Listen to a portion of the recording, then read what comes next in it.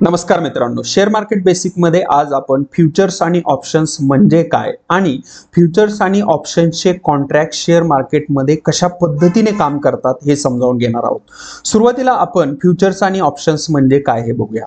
हे पहा, futures and options are derivative contracts असं म्हटलेलं इथं. म्हणजे फ्युचर्स आणि ऑप्शन्स हे डेरिव्हेटिव्ह कॉन्ट्रॅक्ट असतात. तर डेरिव्हेटिव्ह म्हणजे काय? Derivative means a financial instrument which derives its value from underlying factor. म्हणजेच फ्युचर्स आणि ऑप्शन्स हे डेरिव्हेटिव्हचे कॉन्ट्रॅक्ट असतात आणि ते कॉन्ट्रॅक्ट आपली जी काही व्हॅल्यू आहे ती डिराईव्ह करतात फ्रॉम अंडरलाईंग फॅक्टर. याचाच अर्थ असा होतो की फ्युचर्स आणि ऑप्शन्सला स्वतःची अशी काही व्हॅल्यू नसते. फ्युचर्स आणि ऑप्शनचे जे कॉन्ट्रॅक्ट असतात त्याची स्वतःची व्हॅल्यू नसते, त्याची व्हॅल्यू अंडरलाईंग फॅक्टरवरती डिपेंड असते. मग हा अंडरलाईंग फॅक्टर काय असू शकतो किंवा अंडरलाईंग असेट काय असू शकतो? तर इंडेक्स, स्टॉक, कमॉडिटी किंवा इतर आणखीन काही फॅक्टर्स असू शकतात. ठीक आहे, म्हणजे फ्युचर्सचे किंवा ऑप्शन्सचे कॉन्ट्रॅक्ट ही व्हॅल्यू डिराईव्ह करतात. म्हणजे त्यांची व्हॅल्यू डिपेंड असते कशावरती? अंडरलाईंग फॅक्टरवरती. मग हा अंडरलाईंग फॅक्टर काय असू शकतो? तर अंडरलाईंग फॅक्टर इंडेक्स असू शकतो, स्टॉक असू शकतो किंवा एखादी कमॉडिटी असू शकते किंवा आणखीनही वेगवेगळे फॅक्टर्स असतात. ठीक आहे, ही झाली याची एकदम थेरॉटिकल कन्सेप्ट. म्हणजे बुकिश वाटेल हे तुम्हाला, थोडं टेक्निकल पण वाटेल. पण जसं जसं आपण पुढे फ्युचर्सचे आणि ऑप्शन्सचे कॉन्ट्रॅक्ट तुम्ही शेअर मार्केटमधून कशा पद्धतीने विकत घेऊ शकता किंवा कशा पद्धतीने विकू शकता हे जेव्हा आपण ऍक्च्युअल बघू, शेअर मार्केटमधून हे कॉन्ट्रॅक्ट विकत घेताना किती पैसे लागतात, कशा पद्धतीने विकले, तेव्हा तुम्हाला ह्या कन्सेप्ट क्लिअर होतील. पण सुरुवातीला हे जे काही फ्युचर्स आणि ऑप्शन्सचे कॉन्ट्रॅक्ट आहे याच्या संदर्भात काही कन्सेप्ट किंवा टर्म्स यूज केल्या जातात. ते टर्म्स सुरुवातीला आपल्याला बघणं गरजेचं आहे. ठीक आहे, त्यासाठी आपण हा थोडा थेरॉटिकल पार्ट बघतो 1-2 मिनिटासाठी. ठीक आहे, तर पहा, शेअर मार्केटमध्ये फ्युचर्स अँड ऑप्शन्स हा वर्ड सायमल्टेनियसली आपण जोडून वर्ड यूज करतो किंवा अगदी शॉर्टमध्ये एफ अँड ओ म्हटलं जातं. पण पहा, फ्युचर्स वेगळे असतात आणि ऑप्शन्स वेगळे असतात. म्हणजे हे दोन्ही वेगवेगळे, या दोघांमध्ये फरक आहे. फ्युचर्सचे जे काही कॉन्ट्रॅक्ट्स आहेत ते वेगळ्या पद्धतीने काम करतात आणि ऑप्शन्सचे जे काही कॉन्ट्रॅक्ट आहे ते वेगळ्या पद्धतीने काम करतात. ठीक आहे, तर पहा, मार्केटमधून फ्युचर्सचे कॉन्ट्रॅक्ट किंवा फ्युचर्समध्ये आपण डायरेक्टली बाईंग सेलिंग करू शकतो. म्हणजेच फ्युचर्सचे काही असे वेगळे टाईप्स नाही आहेत. जे फ्युचर्सचे कॉन्ट्रॅक्ट असतात त्याच्यात डायरेक्ट बाईंग सेलिंग करता येतं, त्याचे टाईप्स नाही. पण ऑप्शन्सचे जे काही कॉन्ट्रॅक्ट असतात त्याच्यामध्ये 2 प्रकारचे टाईप्स येतात, एक कॉल ऑप्शन आणि पुट ऑप्शन. ओके, तर ऑप्शनमध्ये 2 प्रकार आहेत, कॉल ऑप्शन आणि पुट ऑप्शन. मग कॉल ऑप्शनमध्ये बायर असतो आणि सेलर असतो. म्हणजे कॉल ऑप्शनमध्ये बाईंग सेलिंग होतं वेगळ्या पद्धतीने, त्याच पद्धतीने पुट ऑप्शनमध्ये देखील बाईंग सेलिंग होतं. ठीक आहे, तर आता आय होप ही कन्सेप्ट तुम्हाला क्लिअर झाली असेल की फ्युचर्सचे कॉन्ट्रॅक्ट डायरेक्ट आपण बाय सेल करू शकतो आणि ते वेगळे असतात. आणि ऑप्शन्सच्या कॉन्ट्रॅक्टमध्ये 2 प्रकारचे ऑप्शन असतात. ऑप्शनमध्ये 2 प्रकारचे ऑप्शन, कॉल ऑप्शन आणि पुट ऑप्शन. ठीक आहे, आणि या सर्व प्रकारच्या डेरिव्हेटिव्ह कॉन्ट्रॅक्टसाठी बायर आणि सेलर हे 2 महत्त्वाचे घटक आहेत. कारण बायर आणि सेलर जर नसतील तर हे फ्युचर्स आणि ऑप्शनचं कॉन्ट्रॅक्टच अस्तित्वात येत नाही. कारण एक कॉन्ट्रॅक्टमध्ये एक बायर असतो आणि एक सेलर असतो. ठीक आहे, तर बायर सेलर हे महत्त्वाचे घटक. आता याच्याशी संबंधित फ्युचर्सची रिलेटेड काही टर्म्स आहेत, त्या टर्म्स आता आपण इथं बघूयात. पहा, पहिली इथे टर्म आहे ती म्हणजे असेट ऑर इंडेक्स आणि त्याची स्पॉट प्राइस. ओके, तर जसं आपण डिस्कस केलं की फ्युचर्स जे आहेत ते फ्युचर्स आपली व्हॅल्यू डिराईव्ह करतात. आपली व्हॅल्यू दुसऱ्या असेटवरती किंवा इंडेक्सवरती डिपेंड असते. म्हणजे फ्युचर्सची जी व्हॅल्यू आहे, फ्युचर्सची जी प्राइस आहे ती असेट किंवा इंडेक्सवरती डिपेंड असते, त्याच्याकडून ते व्हॅल्यू डिराईव्ह करतात.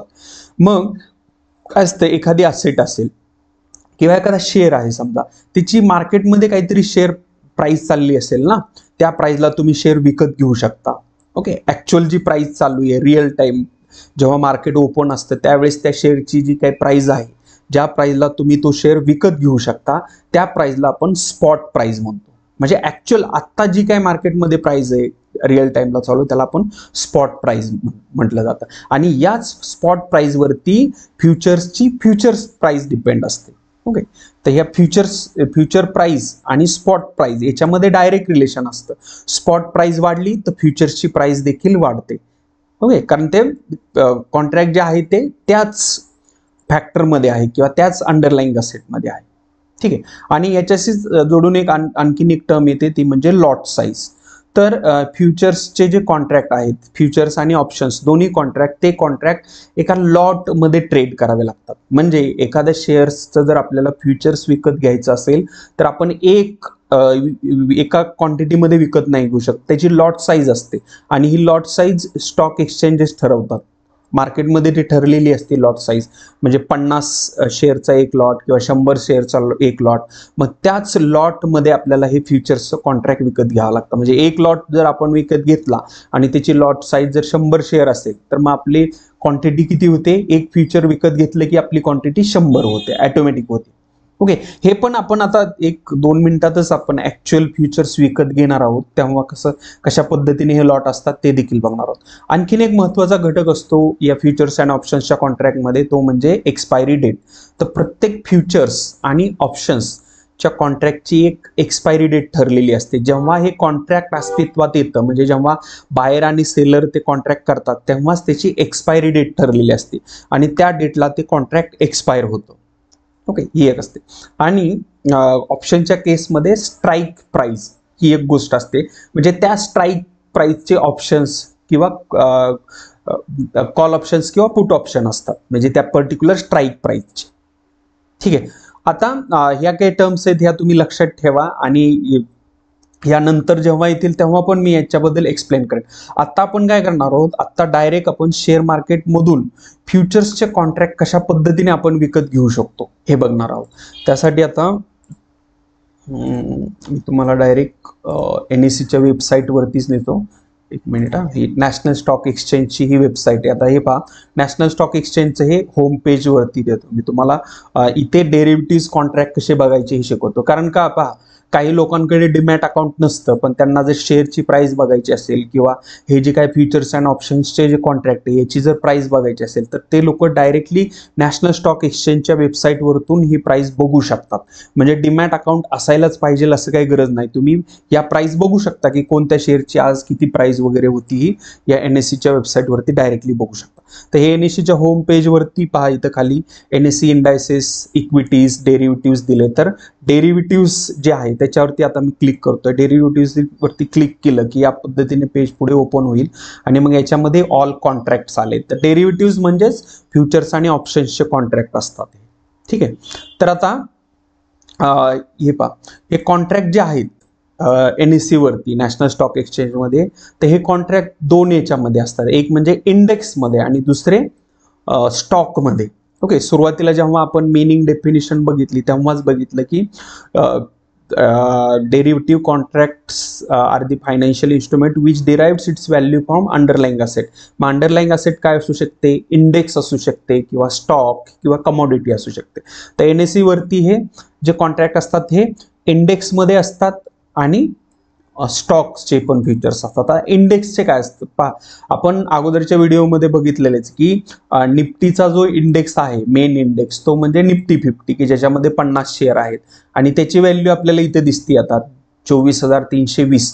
आज मंडे आहे, आज मार्केट बंद झाल्यानंतर ही इंडेक्सची व्हॅल्यू आहे 24,320ला आज निफ्टी 50 बंद झालेलं आहे, क्लोज झालेलं आहे. असं म्हणजे ही आता त्याची व्हॅल्यू. मग याचे जर आपल्याला फ्युचर्स विकत घ्यायचे असतील, फ्युचर्सचे कॉन्ट्रॅक्ट जर विकत घ्यायचे असतील तर ते आपण कशा पद्धतीने विकत घेऊ शकतो. त्यासाठी इथे ऑल कॉन्ट्रॅक्ट आहे बघा, इथे ड्रॉपडाऊन मेनूमध्ये आपल्याला फ्युचर्स दिले, फ्युचर्सचे कॉन्ट्रॅक्ट आणि खाली ऑप्शन्सचे कॉन्ट्रॅक्ट. तर सुरुवातीला आपण फ्युचर्सचे कॉन्ट्रॅक्ट कशा पद्धतीने काम करतात आणि ते कसे बाय करू शकतो आपण ते बघणार आहोत. तर फ्युचर्समध्ये आता मी इथं निफ्टी 50 फ्युचर्सवरती क्लिक करतोय. म्हणजे निफ्टी 50 हा जो इंडेक्स आहे नॅशनल स्टॉक एक्सचेंजचा याच्या फ्युचर्सवरती. तर इथे पहा निफ्टी 50 फ्युचर्स आणि मग आता इथे instrument type, symbol, expiry date वगैरे आलेली आहे. तर इथे इंडेक्स फ्युचर्स लिहिलेलं आहे, इंडेक्स फ्युचर्स. पुढे निफ्टी आणि त्याची एक्सपायरी डेट दिलेली आहे 25 जुलै 2024. म्हणजे जुलै महिन्याचं जे निफ्टीचं फ्युचर्स आहे ते एक्सपायर कधी होणार आहे, ते एक्सपायर होणार आहे 25 जुलैला. 25 जुलैला त्याची एक्सपायरी डेट आहे. तसंच पुढचा जर महिना बघितला ऑगस्टचा बघा, इथं ऑगस्टचं 29 ऑगस्ट 2024ला एक्सपायर होणार आहे. ओके, तर ह्याची एक्सपायरी डेट दिलेली आहे. आता पहा, आता मी फ्युचर्स बाय करतो, म्हणजे एखादा व्यक्ती फ्युचर बाय करतो तर त्याचा व्ह्यू काय असतो ते समजावून घ्या. कारण कोणतंही कॉन्ट्रॅक्ट एक्झिक्यूट होण्यासाठी बायर आणि सेलर दोघांची गरज असते ना. मग आता जो बायर असतो त्या बायरला काय वाटत असतं की निफ्टी 50ची व्हॅल्यू वाढेल, म्हणजे हे जे काही निफ्टी 50 आहे हा इंडेक्स बघा इथे मी हायलाइट करतो 24,320 आज मार्केट क्लोज झाल्यानंतर याची व्हॅल्यू आहे. जर एखाद्या व्यक्तीला असं वाटत असेल की पुढच्या 10 दिवसामध्ये किंवा आता जी जुलैचं फ्युचर आहे जे एक्सपायर होणार आहे 25 जुलैला, त्या 25 जुलै पूर्वी निफ्टी 50 जो आहे तो निफ्टी 50 चांगला वाढेल, म्हणजे 200 पॉईंटने वाढेल असं तर त्याचा सपोज व्ह्यू असेल. ओके, तर मग तो निफ्टी 50 मध्ये त्याला जर ट्रेड घ्यायचा असेल तो ट्रेड कशा पद्धतीने घेऊ शकतो, एक तर निफ्टी 50च्या फ्युचर्समध्ये बायिंग करू शकतो किंवा निफ्टी 50चे जे ऑप्शन्स आहेत त्या ऑप्शन्समध्ये तो ट्रेड घेऊ शकतो. तर आता आपण इथे फ्युचर्स समजावून घेत आहोत. तर फ्युचर्सच्या बाबतीत काय होईल बघा, जर त्या व्यक्तीचा व्ह्यू पॉझिटिव्ह असेल की त्याला वाटत असेल हे निफ्टी 50 24,320 वरून 100% 200 पॉईंट वाढणार आहे आता 25 जुलैच्या पूर्वी, तर तो काय करेल, फायदा मिळवण्यासाठी नफा मिळवण्यासाठी या निफ्टी 50चं फ्युचर बाय करेल. आता फ्युचर बाय करताना सपोज त्याला जर जुलैचं फ्युचर्स बाय करायचं असेल इथं जे 25 जुलैला एक्सपायर होणार आहे, ते जर फ्युचर बाय करायचं असेल तर त्याची प्राइस बघा इथं आपल्याला दिसते 24,379. आपण थोड्या वेळासाठी 24,380 पकडूया. तर याच्यात डिफरन्स जर बघितला तुम्ही तर बघा 24,380 आणि 24,320, तर 24,320 ही जी प्राइस आहे ही चालू ही स्पॉटची प्राइस आहे, म्हणजे स्पॉट व्हॅल्यू आहे आत्ता रिअल टाइम जी काय व्हॅल्यू आहे ती. पण त्याच निफ्टी 50चं जुलै फ्युचर आहे त्या फ्युचर्सची प्राइस आहे 24,380, म्हणजे साधारण 60 पॉईंट पुढे आहे. तर हे असा का डिफरन्स असतो, कारण ते कॉन्ट्रॅक्ट फ्युचर डेटसाठी आहे ना 25 जुलैला, ते आजच्या डेटला एक्सपायर होणार नाही आजच्या आज, ते 25 जुलैला आहे. मग 25 जुलै म्हणजे भविष्यातला टाइम आहे, तर ह्या काही टाइम फ्रेम मध्ये निफ्टी 50 वाढू शकतो ना. मग यासाठी जो बायर आहे त्या बायरला थोडे एक्स्ट्रा पैसे द्यावे लागतात, म्हणजे जी स्पॉट प्राइस आहे त्या प्राइसपेक्षा स्पॉट व्हॅल्यूपेक्षा जास्त पैसे द्यावे लागतात, जास्त कन्सिडरेशन द्यावं लागतं. आणि हा जो काही फरक असतो याला आपण प्रीमियम असं म्हणतो. ओके, तर हा प्रीमियम किती होतो बघा या केसमध्ये 24,320चे आज निफ्टीचं फ्युचर बाय करण्यासाठी मला जुलैचं फ्युचर बाय करण्यासाठी 24,380 रुपये द्यावे लागतील. ओके, म्हणजे साधारण 60 पॉईंट एक्स्ट्रा द्यावे लागतात. मग आता याच्यात बायरचा काय फायदा होऊ शकतो, जर निफ्टी 25 जुलैच्या अगोदर 24,320च्या वरती गेले, म्हणजे सपोज 24,520 गेली, 200 पॉईंटने जर निफ्टीची व्हॅल्यू वाढली, तर काय होणार, ज्याने हे फ्युचर बाय केलेले त्याचा प्रॉफिट होतो. त्याचा प्रॉफिट किती होणार, आजच्या डेटला ज्याने काय त्याने 24,380ला फ्युचर बाय केले त्या प्राइस पासून जेवढी पण वाढत जाईल निफ्टी पुढे तेवढा त्याचा प्रॉफिट होत राहणार. ओके, आणि ह्याचं जसं म्हटलं मी ह्याचं लॉट साईज असतं, आपल्याला एक युनिट विकत घेता येणार, हे लॉटमध्ये असतात. हे लॉटमध्ये कशा पद्धतीने विकत घेता येऊ शकतं बघा. आपण आता तुम्हाला जर फ्युचर्सचं कॉन्ट्रॅक्ट विकत घ्यायचं असेल तर तुम्ही डायरेक्ट NSEच्या वेबसाईटवरून विकत घेऊ शकत नाही, म्हणजे नॅशनल स्टॉक एक्सचेंजच्या वेबसाईटवरून आपण शेअर पण विकत घेऊ शकत नाही आणि कुठले डेरिव्हेटिव्ह पण विकत घेऊ शकत नाही किंवा विकू शकत नाही. याच्यासाठी आपल्याला ब्रोकरकडे डीमॅट अकाउंट ओपन करावं लागतं. कुठलाही शेअर विकत घ्यायचा असेल तर आपल्याला ब्रोकरच्या माध्यमातूनच तो विकत घेता येतो. हे स्टॉक एक्सचेंज NSE जे स्टॉक एक्सचेंज हे बाजार आहे, पण या बाजारामध्ये तुम्ही डायरेक्टली शेअर विकत नाही घेऊ शकत, तुम्हाला ब्रोकर थ्रूच जावं लागतं. मग त्यासाठी आपल्याला डीमॅट अकाउंटची गरज असते. तर पहा इथे मी तुम्हाला आता डायरेक्ट एका डीमॅट अकाउंट मध्ये घेऊन जातो, म्हणजे माझं एंजल वनला डीमॅट अकाउंट आहे. तिथं जर तुम्ही हे जेव्हा पण आपण डीमॅट अकाउंटचं ते ओपन करतो तेव्हा हे होम पेज आहे, एंजल वनचं होम पेज आहे. तर इथे आपल्याला पहा इथे वॉच लिस्ट दिसते, म्हणजे वॉच लिस्टमध्ये आपण वेगवेगळे शेअर्स ऍड करू शकतो, कारण शेअर मार्केटमध्ये 5,000पेक्षा जास्त कंपन्यांचे शेअर्स आहेत. मग त्यातला जो कुठला शेअर आपल्याला खरेदी करायचा किंवा विकायचा तो सर्च करून आपण इथे ऍड करू शकतो वॉच लिस्टमध्ये. तर आता आपण आपल्याला काय करायचंय, निफ्टी 50चं जुलैचं फ्युचर्स विकत घ्यायचंय. ओके, तर त्याच्यासाठी किती पैसे लागणार आहेत ते बघूयात आपण. पहा आता इथे काय करतो मी एका सेपरेट वॉच लिस्टमध्येच हे ऍड करतो. इथे जर तुम्ही वरती बघितलं तर इंडेक्सची व्हॅल्यू आपल्याला दिसतीये बघा, मी इथं थोडं झूम करून दाखवतो तुम्हाला. हे पहा इथे जे आहे ना निफ्टी 50ची व्हॅल्यू दिसते आपल्याला 24,320 आहे ही व्हॅल्यू आहे. आता आपल्याला जर निफ्टीचं फ्युचर्स विकत घ्यायचे असतील तर काय टाकावं लागेल, आपल्याला सर्च करावं लागेल इथं निफ्टी फ्युचर्स. तर हे पहा मी NIF एवढंच टाईप केलं तरी इथे आले निफ्टी, इथं FUT लिहिलंय बघा सर्कलमध्ये, म्हणजे ते फ्युचर्स आहेत. आणि खाली लिहिलंय जुलै 2024, त्याच्या खाली फ्युचर निफ्टी ऑगस्ट 2024, नंतर फ्युचर्स निफ्टी सप्टेंबर 2024. तर आपण काय ठरवलं होतं, आपण जुलैचं फ्युचर्स विकत घ्यायचं ठरवलं होतं, म्हणजे निफ्टीचं जुलैचं फ्युचर विकत घ्यायचं असेल आपल्याला फ्युचर्सचं कॉन्ट्रॅक्ट. तर आता मी पहिले याला इथे वॉच लिस्टमध्ये ऍड करतो. हे पाहता आपल्या वॉच लिस्टमध्ये निफ्टी जुलै 2024 आलेलं आहे बघा, जुलै 2024. तर हे काय त्याचं ऍक्च्युली फ्युचरचं कॉन्ट्रॅक्ट आहे. आणि हे जर विकत घ्यायचं असेल तर याची प्राइस आपण बघितलेली NSEच्या वेबसाईटला 24,379 रुपये आहे एवढी. तर आता याच्यामध्ये मला जर हे कॉन्ट्रॅक्ट बाय करायचं असेल तर आता बघा, आपण बाय करायचं असेल तर लॉट कितीचा असतो, किती पैसे द्यावे लागतील हे आपल्याला इथे येते बघा. इथे लिहिले ना लॉट्स, तर इथे बघा, इथे मी हायलाईट करतो हा पॉइंट. इथे लिहिले 1 lot is equal to 25 quantity. हे हायलाईट होत नाही पण इथे बघा, इथे कर्सर आहे तिथे लिहिले 1 लॉट कितीचा असतो, 25चा क्वांटिटी. मग इथे मी जर 1 लॉट लिहिला, 1 लॉट, तर मी किती क्वांटिटी बाय करतोय, 25 क्वांटिटी बाय करतोय फ्युचर्सची. मी निफ्टी 50चं फ्युचर्स बाय करायचा प्रयत्न करतोय. आणि इथे पहा, इथे तिची प्राइस किती चालू आहे, इथं 24,379. जर याच प्राइसला आपल्याला बाय करायचं असेल तर मार्केट प्राइस लावू शकतो. पण एक गोष्ट तुम्ही लक्षात ठेवा की शेअर मार्केटमध्ये जेव्हा पण तुम्ही डील करता तेव्हा लिमिट प्राइस लावत जा, कारण मार्केट प्राइस म्हणजे मार्केट प्राइसला भेटतं. तर लिमिट प्राइस आपण लावली की 24,379 या प्राइसला आपल्याला हे फ्युचर्सचं कॉन्ट्रॅक्ट बाय करायचंय. तर आता बघा, 1 लॉट घेणार आहे आपण 25 क्वांटिटी. पैसे किती लागणार आहेत ते इथं येत आहे बघा. आता इथे अवेलेबल फंड येतात, इथं फंड अवेलेबल कमी येते माझ्या डीमॅट अकाउंटमध्ये, पण इथं रिक्वायर फंड बघा, रिक्वायर फंड्स आपल्याला दिसते 69,147. ओके, म्हणजे आपल्याला 69, थोडक्यात आपण थोडे 70,000 रुपये लागणार आहेत. हे जर मला निफ्टी 50चं फ्युचर विकत घ्यायचं असेल तर आता 70,000 रुपये लागतील. आणि सोबतच इथे चार्जेस पण दिलेले आहेत. तर चार्जेस टोटल किती लागणार आहेत, 50 रुपये. याच्यामध्ये ब्रोकरेज असेल, परत सिक्युरिटी ट्रान्झॅक्शन टॅक्स वगैरे, एक्सचेंज टॅक्स असतात, ते सगळे टॅक्स मिळून 50 रुपये लागणार आहेत. ते चार्जेस वेगळे असणार आहेत. ठीक आहे. आता इथे जर मी हे 70,000 रुपये देऊन हे जर कॉन्ट्रॅक्ट विकत घेतलं तर याच्यात पॉसिबिलिटी काय असते, आता जो बायर आहे त्या बायरचा व्ह्यू काय असतो की मार्केट वरती जाईल, म्हणजे निफ्टी 50 या जुलैला जे काय 25 जुलैला जी एक्सपायरी आहे त्या एक्सपायरीला हे जे काही निफ्टी 50ची व्हॅल्यू आहे आता 24,320 दिसतीये, ही व्हॅल्यू वाढेल असा ज्याचा व्ह्यू आहे तो फ्युचरचं कॉन्ट्रॅक्ट विकत घेतो. ओके, मग आता हे फ्युचरचं कॉन्ट्रॅक्ट विकत घेतो म्हणजे त्याचा पॉझिटिव्ह व्ह्यू आहे.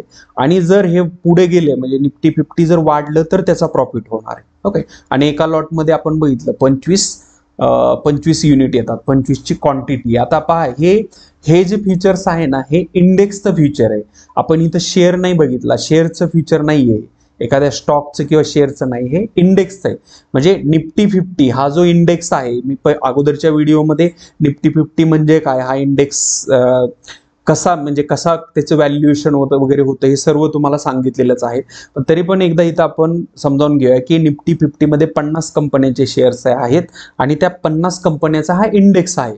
हा इंडेक्स कधी वाढतो, त्या 50 कंपन्यांच्या शेअरची प्राइस वाढली तर हा इंडेक्स वाढतो. मग जो बायर आहे त्याचा व्ह्यू पॉझिटिव्ह असतो, तो म्हणून फ्युचर विकत घेतो. आणि जो सेलर आहे त्याचा व्ह्यू निगेटिव्ह असतो म्हणून तो हे फ्युचर विकतो. आता हे एक झालं व्ह्यू वरती. दुसरी एक गोष्ट असते हेजिंग हा प्रकार असतो बघा. शेअर मार्केटमध्ये फ्युचर्स अँड ऑप्शन्स मध्ये ट्रेड करणारी बरीचशी लोक हेजिंग करतात. आता हेजिंग हा काय प्रकार आहे, सपोज एखादा व्यक्ती आहे त्याचे शेअर मार्केटमध्ये 10-20 लाख रुपये इन्व्हेस्ट केलेले आहेत, म्हणजे त्याचा पोर्टफोलिओ आहे, सपोज 10 लाखाचा त्याचा पोर्टफोलिओ आहे. आणि त्याला एक भीती वाटते की यार मार्केट आता खूप वाढलंय बरं का, ते कधी पण डाऊन होऊ शकतं, म्हणजे पडू शकतं, असं जर वाटत असेल तर तो काय करू शकतो, हे फ्युचर्स विकू शकतो. मग फ्युचर्स विकलं तर काय होईल, जर मार्केट डाऊन मध्ये गेलं तर त्याचा पोर्टफोलिओमध्ये लॉस होईल, पण ह्या फ्युचरमध्ये त्याला प्रॉफिट होईल. तर यालाच आपण हेजिंग असं म्हणतो.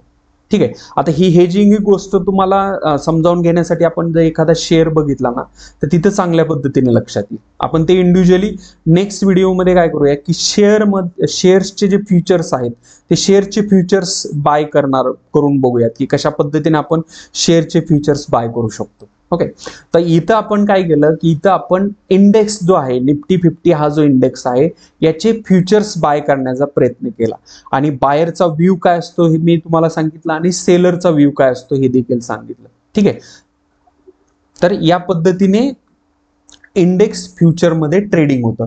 याचप्रमाणे जर अजून आपण टाकलं निफ्टी बँक टाकलं तर निफ्टी बँकचे पण फ्युचर्स असतात, त्याच्यामध्ये ट्रेडिंग करू शकतो आपण. ओके, जे इंडेक्स फ्युचर्स आहेत त्याच्यामध्ये. आणि जे स्टॉक फ्युचर्स आहेत ना, स्टॉकचे फ्युचर्स आपण नेक्स्ट व्हिडिओमध्ये बघूयात, कारण आता हा व्हिडिओ बराच लेंदी झालेला आहे. ओके, तर आपण ज्या सुरुवातीला काही बेसिक कॉन्सेप्ट बघितल्या ह्या कॉन्सेप्ट तुम्ही लक्षात ठेवा, कारण पहा स्पॉट प्राइस किंवा स्पॉट व्हॅल्यू हा एक आपल्याला भाग आला, lot size, future price, expiry date. जसं बघितलं आपण प्रत्येक फ्युचर्सचं जे कॉन्ट्रॅक्ट आहे त्याची एक्सपायरी डेट असते. ठीक आहे, तर आता आपण काय करणार आहोत या सिरीजमध्ये, पेवनोच्या सिरीजमध्ये, फ्युचर्स अँड ऑप्शनच्या सिरीजमध्ये सुरुवातीला आपण फ्युचर कॉन्ट्रॅक्ट समजावून घेणार आहोत. म्हणजे हे जे काही फ्युचर्सचे कॉन्ट्रॅक्ट आहेत कशा पद्धतीने होतात हे समजावून घेणार आहोत, फ्युचर्सचे कॉन्ट्रॅक्ट. आणि त्याच्यानंतर मग ऑप्शन्सचे कॉन्ट्रॅक्ट बघणार आहोत. आता आज आपण फ्युचर्समध्ये इंडेक्स फ्युचर्समध्ये कशा पद्धतीने ट्रेडिंग होतं आणि व्ह्यू काय असतो, बायरचा व्ह्यू काय असतो आणि सेलरचा व्ह्यू काय असतो हे समजावून घेतलेलं आहे. ठीक आहे, नेक्स्ट व्हिडिओमध्ये आपण स्टॉक फ्युचर्स बाय करून बघणार आहेत, त्याला किती पैसे लागतील. आणि जसं मी म्हटलं जो हेजिंग हा जो काही प्रकार आहे म्हणजे रिस्क मिटिगेशन त्याला म्हणतात, हेजिंग करतो ना एखाद्या व्यक्ती, तर ते स्टॉकमध्ये कशा पद्धतीने केलं जाऊ शकतं फ्युचर्सच्या माध्यमातून हे देखील बघणार आहोत. ठीक आहे, व्हिडिओ आवडला असेल तर नक्की लाईक करा, आपल्या मित्रांसोबत शेअर करा आणि चॅनलला सबस्क्राईब करा. थँक्यू.